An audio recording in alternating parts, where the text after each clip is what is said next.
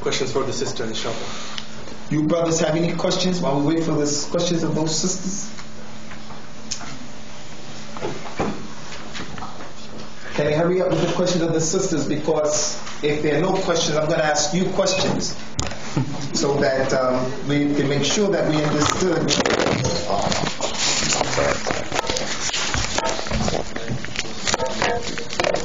This person says, what do you mean by the Prophet ﷺ being ma'soom, as all the children of Adam commit mistakes and sins? This is a good question. And it has a lot to do with believing in Allah correctly. Ma'soom means infallible. He doesn't make mistakes. This is an excellent question. The meaning that the Prophet is ma'soom is that he doesn't make mistakes in relaying the message of Islam. He relays the message totally, absolutely, and completely. And again, when he performed Hajj, and there were a great multitude of companions who were there, the greatest group of people in sheer numbers that he had ever seen, he gathered all of the people up at the Hajj. He said to the people, "Oh, you people, what are you going to say Yawmul Qiyamah?" Someone said, "We're going to say to Allah that you relayed the message." The Prophet put his finger up, sallallahu alaihi wasallam, to those who were on his right. He said, "Allahumma shahad," Allah bear witness. And then he did to the middle, Allah bear witness, Allah bear witness. Now that hadith has a lot of benefit, but just to stay focused. The people themselves, the companions, bore witness that he relayed the message. No one's going to come Yawm al-Qiyamah and say, "I didn't know. It wasn't clear." So the etiquette, when I borrow money from you, in Surah Al-Baqarah, the longest ayat of the Quran about the debt, it says that I'm borrowing the money, I should write, I, Abu Osama, I'm taking 100 pounds from so-and-so, I'll pay it back on this day without any delay, and then I sign it. And then I get him to witness it, and him to witness it, and I give it to you as a proof. You have the paper. When I bring you your 100 pounds, you give me this paper back and I throw it away. Now, if I don't give you your money and we go before the judge, you show the judge the paper with my signature. The judge says, "Hey, this is a proof against you, me. It's a hujjah, because it's your own handwriting." So when the Prophet said, "What are you going to say?" And the people said, "You said the message, you relayed the message, you left everything clear for us." He said, "Bear witness on what they said. Bear witness on what they said." So the Prophet relayed the message of Islam. No mistakes. Even while he was here, when he would make a mistake, for an example, he prayed 2 rak'ahs thinking he made 4. Even that mistake was knowledge, because it taught us what to do when you make mistakes in salah. You make sajda to salah. And it was rectified. Abasa wa tawalla and ja'ul a'ma. When he did that, it just wasn't an outright mistake. He was telling that man who was blind, hold on, wait, just take it easy. I'm going to talk to you, but let me give these guys down. If they become Muslims, it's going to help you and everybody else. And Allah told him, don't do that. This man wants to know. Don't listen to that. So he didn't ever make mistakes in relaying the message. But as a human being, as this person said, he made a mistake. He made mistakes.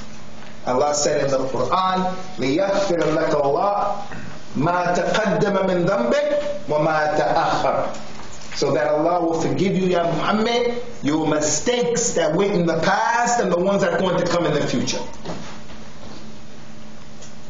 The ayah of the Quran, أَلَمْ نَشْرَحْ لَكَ صَدْرَكَ وَوَضَعْنَا عَنْكَ وِزْرَكَ الَّذِي أَنْقَضَ ظَهْرَكَ. Didn't we expand your breast for you, Ya Muhammad? And we raised off of you the wizard that caused your back to go down. Meaning the wizard means a mistake, sins, mistakes. So when the Prophet made mistakes, sallallahu alaihi wasallam, he made mistakes because, as he said, "Kullu bani Adam khatta'un wa khayru khatta'in at-tawwabun." All of Bani Adam, they make mistakes, all of them. And the best of those who make mistakes are the ones who make tawbah. He was praying, Qiyamul Layl, tahajjud. Aisha came and she saw that his feet, the heels of his feet had swelled up and blood was coming out. After he finished, he said, Ya Rasulullah, why do you do this to yourself? And Allah has forgiven you for your mistakes in the past and what's going to come. He said, Ya Aisha, أَفَلَا أَكُنْ عَبْدًا شَكُورًا, shouldn't I be a slave who has shukr? Allah made me Mustafa, Mushtaba. I have the Maqam Mahmud. I'm in the Firdaus. I'm the Khatim of the Anbiya and the Mursaleen. I have the Quran. I get the Shafa. I'm the first one in Jannah. Oh, shouldn't I have shukr? Now that statement of hers, Allah has forgiven you for your mistakes in the past and the future. If that was correct, He would have said. If that was incorrect, He would have said, don't say that. Because no one can say or do anything in His presence that was wrong, except it was wajib upon Him to rectify it. So that's the meaning of ma'soom. Now you have the people today, subhanAllah, you have the people today who they claim they love Rasulullah. If you say Rasulullah made a mistake and you explain it the way I explained it, they get upset. As if he wasn't a human being. And they don't believe he was a human being. Some people believe he didn't have a shadow. Some people believe Sallallahu Alaihi Wasallam never died. Never died. Ghulu, going overboard. And when you say things like that, your aqeedah is jammed up.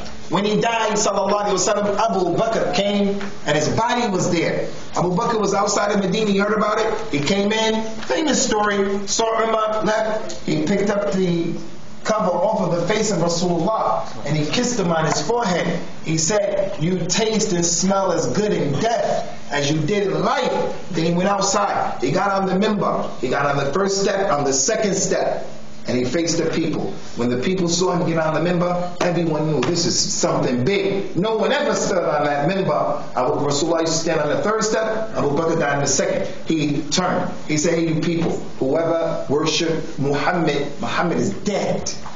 He has died. And whoever worships Allah, Allah lives and He never dies. And then he recited the Quran, وَمَا مُحَمَّدٌ إِلَّا الرَّسُولُ قَدْ خَلَتْ مِنْ قَبْلِ الرُّسُلِ أَفَإِنْ مَاتَ أَوْ قُتِلَ انقَلَبْتُمْ عَلَىٰ أَعْقَابِكُمْ وَمَنْ يَنقَلَبْ عَلَىٰ عَقِبَيْهِ فَلَنْ يَضُرَّ اللَّهَ شَيْئًا. Umar said, when I heard that ayat, because Umar had his sword out, he was saying, anybody said he died, I'm going to kill you. Anybody was threatening him.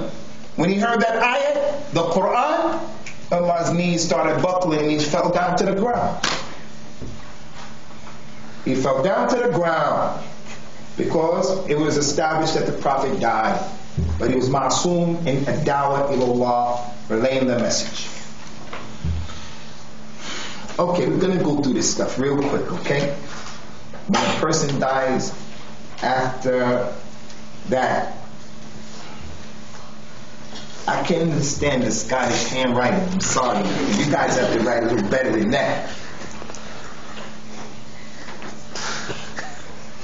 You have to read these for me. You have to read those for me. Is there any water that I can drink? I want to earn the book.